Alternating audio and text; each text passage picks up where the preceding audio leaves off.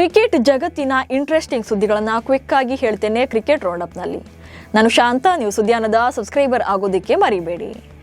England ತಂಡದ ಸೋಲಿಗೆ ಜಸ್ಪ್ರೀತ್ ಬುಮ್ರಾ ಎಸೆದ 1 ಓವರ್ ಕಾರಣ ಅಂತ ಇಂಗ್ಲೆಂಡ್ ತಂಡದ ಕೋಚ್ ಬ್ರೆಂಡನ್ ಮೆಕ್ಲಮ್ ಹೇಳಿದ್ದಾರೆ. ಸರಾಗವಾಗಿ 15 ಸಿಕ್ಸರ್ ಹಾಗೆ 21 ಬೌಂಡ್ರಿ ಬಾರಿಸ್ತಾ ಇದ್ದಂತಹ ತಂಡಕ್ಕೆ 17ನೇ ಓವರ್ವರೆಗೂ ಕೂಡ ಗೆಲುವಿನ ವಿಶ್ವಾಸವಿತ್ತು. ಆದರೆ ಜಸ್ಪ್ರೀತ್ ಬುಮ್ರಾ ಅವರು ಎಸೆದ 18ನೇ ಓವರ್ ಇಂಗ್ಲೆಂಡ್ ತಂಡವನ್ನ ಛಿದ್ರಗೊಳಿಸಿತ್ತು. ಬುಮ್ರಾ ವಿಶ್ವದ ಅತ್ಯುತ್ತಮ ಬೌಲರ್, ಅವರು ಅದ್ಭುತವಾಗಿ ಪ್ರದರ್ಶನ ನೀಡಿದ್ರು ಅಂತ ಮೆಕ್ಲಮ್ ಹೇಳಿದ್ದಾರೆ. ಇನ್ನು ಪಂದ್ಯಶ್ರೇಷ್ಠ ಪ್ರಶಸ್ತಿಯನ್ನ ಸ್ವೀಕರಿಸಿ ಮಾತನಾಡಿದಂತಹ ಸಂಜು ಸ್ಯಾಮ್ಸನ್, ಈ ಗೌರವಕ್ಕೆ ಜಸ್ಪ್ರೀತ್ ಬುಮ್ರಾ ಹೆಚ್ಚು ಅರ್ಹರು, ಹೀಗಾಗಿ ಅವರಿಗೆ ಈ ಪ್ರಶಸ್ತಿಯನ್ನ ನೀಡಬೇಕಿತ್ತು. ಜಸ್ಪ್ರೀತ್ ಬುಮ್ರಾ ಅವರ ಈ ಬೌಲಿಂಗ್ನಿಂದಾಗಿ ನಾವು ಇವತ್ತು ಪಂದ್ಯವನ್ನ ಗೆದ್ದಿದ್ದೇವೆ. ಅವರು ಅಂತ ಬೌಲಿಂಗ್ ಮಾಡದೇ ಇದ್ರೆ ನಾವು ಈ ಪಂದ್ಯವನ್ನ ಗೆಲ್ತೇನೆ ಇರಲಿಲ್ಲ. ಅವರು ಒಂದು ಪೀಳಿಗೆಯ ಅಪರೂಪದ ಬೌಲರ್, ಹೀಗಾಗಿ ಈ ಪ್ರಶಸ್ತಿ ಅವರಿಗೆ ಸಲ್ಲಬೇಕಿತ್ತು ಎಂದು ಆ ಕ್ರೆಡಿಟ್ನ ಬುಮ್ರಾಗೆ ಸಲ್ಲಿಸಿದ್ದಾರೆ. ಟೀಂ ಇಂಡಿಯಾ ನಾಯಕ ಸೂರ್ಯಕುಮಾರ್ ಯಾದವ್ ತಂಡದ ಪ್ರದರ್ಶನದ ಬಗ್ಗೆ ಮೆಚ್ಚುಗೆ ವ್ಯಕ್ತಪಡಿಸಿದ್ದಾರೆ. ಹಾಗೆ ಇಂಗ್ಲೆಂಡ್ ತಂಡದ ಬಗ್ಗೆ ಕೂಡ ಅಪ್ರಿಷಿಯೇಟ್ ಮಾಡಿದ್ದಾರೆ. ಇಷ್ಟೊಂದು ದೊಡ್ಡ ಸ್ಕೋರ್ಗಳಿದ್ರೂ ಕೂಡ ಇಂಗ್ಲೆಂಡ್ ತಂಡದ ಚೇಸಿಂಗ್ ಪ್ರಯತ್ನವನ್ನ ಮೆಚ್ಚಲೇಬೇಕು.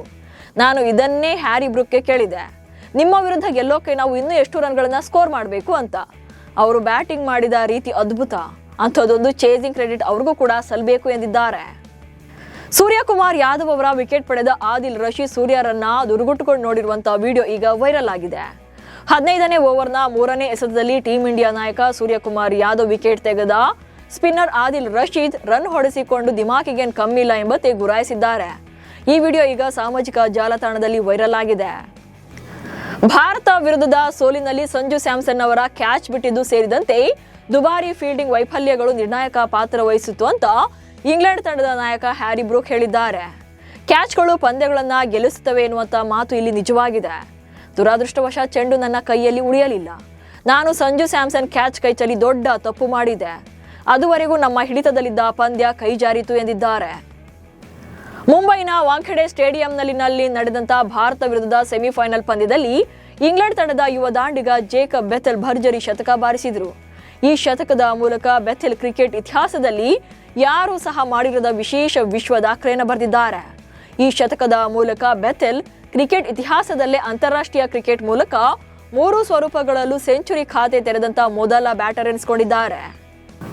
T20 ವಿಶ್ವಕಪ್ ಸೆಮಿಫೈನಲ್ ಪಂದ್ಯದ ವೇಳೆ ಸಾಕ್ಷಿ ಅವರ ಸಂಭ್ರಮಕ್ಕೆ MS ಧೋನಿ ನೀಡಿದ ಪ್ರತಿಕ್ರಿಯೆ ಭಾರಿ ವೈರಲ್ ಆಗಿದೆ. ಬುಮ್ರಾ ಎಸೆದ ಚೆಂಡನ್ನ ಇಂಗ್ಲೆಂಡ್ ಬ್ಯಾಟರ್ ಸ್ಯಾಮ್ ಕರನ್ ನೇರವಾಗಿ ಬಾರಿಸಿದ್ರು. ಬುಮ್ರಾ ಅದನ್ನು ಅದ್ಭುತವಾಗಿ ಹಿಡಿದ್ರು. ಇದನ್ನ ನೋಡಿ ಗ್ಯಾಲರಿಯಲ್ಲಿದ್ದಂತಹ ಸಾಕ್ಷಿ ಅವರು ಕ್ಲೀನ್ ಕ್ಯಾಚ್ ಎಂದು ಭಾವಿಸಿ ಕುಣಿದು ಕುಪ್ಪಳಿಸಿದ್ರು. ಆದರೆ ಕ್ಯಾಪ್ಟನ್ ಕೂಲ್, ಅದು ಔಟ್ ಅಲ್ಲ, ಸುಮ್ಮನೆ ಇರು ಎಂಬಂತೆ ಸಲಹೆ ಮಾಡಿದ್ದಾರೆ. ಸೋಷಿಯಲ್ ಮೀಡಿಯಾದಲ್ಲಿ ತಲಾ ಫಾರ್ ಎ ರೀಸನ್ ಅಂತ ಸಖತ್ ಟ್ರೆಂಡ್ ಆಗ್ತಿದೆ. ಭಾರತ ಹಾಗೆ ಇಂಗ್ಲೆಂಡ್ ಸೆಮಿಫೈನಲ್ ಪಂದ್ಯವನ್ನ ನೋಡೋಕೆ MS ಧೋನಿ ಕೂಡ ಬಂದಿದ್ರು. ಅವರ ಜರ್ಸಿ ನಂಬರ್ 7. ನಿನ್ನೆ ಟೀಂ ಇಂಡಿಯಾ 7 ರನ್ಗಳಿಂದ ಗೆದ್ದಿದೆ. ಹಾಗೆ ಟೀಂ ಇಂಡಿಯಾ 7 ವಿಕೆಟ್ ಅನ್ನ ಕಳ್ಕೊಂಡಿದೆ. ಸಂಜು ಕೂಡ 7 ಸಿಕ್ಸ್ ಅನ್ನ ಹೊಡೆದಿದ್ರು. ಅತ್ತ ಇಂಗ್ಲೆಂಡ್ ಕೂಡ 7 ವಿಕೆಟ್ಗಳನ್ನ ಕಳ್ಕೊಂಡು ಸೋತಿದೆ. ಬೆಥೆಲ್ ಕೂಡ 7 ಸಿಕ್ಸ್ ಅನ್ನ ಹೊಡೆದಿದ್ದಾರೆ. ತಿಲಕ್ ವರ್ಮಾ 7 ಬಾಲ್ನಿಂದ 21 ರನ್ ಬಾರಿಸಿದ್ರು. ಹೀಗಾಗಿ ತಲಾ ಫಾರ್ ಎ ರೀಸನ್ ಅಂತ ಟ್ರೆಂಡ್ ಆಗ್ತಿದೆ. ಅಫ್ಘಾನಿಸ್ತಾನ ತಂಡ T20 ತಂಡದ ನಾಯಕತ್ವದಿಂದ ರಶೀದ್ ಖಾನ್ ಅವರನ್ನು ವಜಾಗೊಳಿಸಲಾಗಿದೆ. ಬುಧವಾರ ಯುನೈಟೆಡ್ ಅರಬ್ ಎಮಿರೇಟ್ಸ್ ನಲ್ಲಿ ನಡೆಯಲಿರುವಂತಹ ಶ್ರೀಲಂಕಾ ವಿರುದ್ಧದ ಸರಣಿಗಾಗಿ ಅಫ್ಘಾನಿಸ್ತಾನ ಕ್ರಿಕೆಟ್ ಮಂಡಳಿ ಏಕದಿನ ಹಾಗೆ T20 ತಂಡಗಳನ್ನು ಅನೌನ್ಸ್ ಮಾಡಿದೆ. T20 ತಂಡದ ಹೊಸ ನಾಯಕನಾಗಿ ಇಬ್ರಾಹಿಂ ಜದ್ರಾನ್ ಅವರನ್ನ ನೇಮಕ ಮಾಡಲಾಗಿದೆ. ರಶೀದ್ ಖಾನ್ ರನ್ನ ಕೈಬಿಟ್ಟ ಬಗ್ಗೆ ಸಾಕಷ್ಟು ಚರ್ಚೆ ಆಗ್ತಿದೆ. ಪಾಕಿಸ್ತಾನದ ಮಾಜಿ ಆಟಗಾರ ಅಹ್ಮದ್ ಶಹಬಾಜ್ BCCI ವಿರುದ್ಧ ನಾಲಿಗೆ ಹರಿಬಿಟ್ಟಿದ್ದಾರೆ. BCCI ಸ್ವತಃ ಭಾರತೀಯ ಕ್ರಿಕೆಟಿಗರ ಮೇಲೆ ಮಾದಕ ವಸ್ತು ಪರೀಕ್ಷೆಗಳನ್ನು ನಡೆಸ್ತಾ ಇದೆ. ಆದರೆ BCCI ಪರೀಕ್ಷಾ ಮಾದರಿಗಳು ಹಾಗೆ ಫಲಿತಾಂಶಗಳನ್ನ ICCಗೆ ನೀಡೋದಿಲ್ಲ ಎಂದಿದ್ದಾರೆ. ಡೋಪಿಂಗ್ ಪರೀಕ್ಷೆಗಳನ್ನ ನಡೆಸುವಂತ ವಿಚಾರದಲ್ಲಿ ICC ದ್ವಂದ್ವ ನೀತಿಗಳನ್ನ ಅಳವಡಿಸಿಕೊಳ್ತಾ ಇದೆ ಅಂತ ಆರೋಪ ಮಾಡಿದ್ದಾರೆ. ಇವಿಷ್ಟು ಇವತ್ತಿನ ಕ್ರಿಕೆಟ್ ರೌಂಡಪ್ನ ಸುದ್ದಿಗಳು. ನಮಸ್ಕಾರ.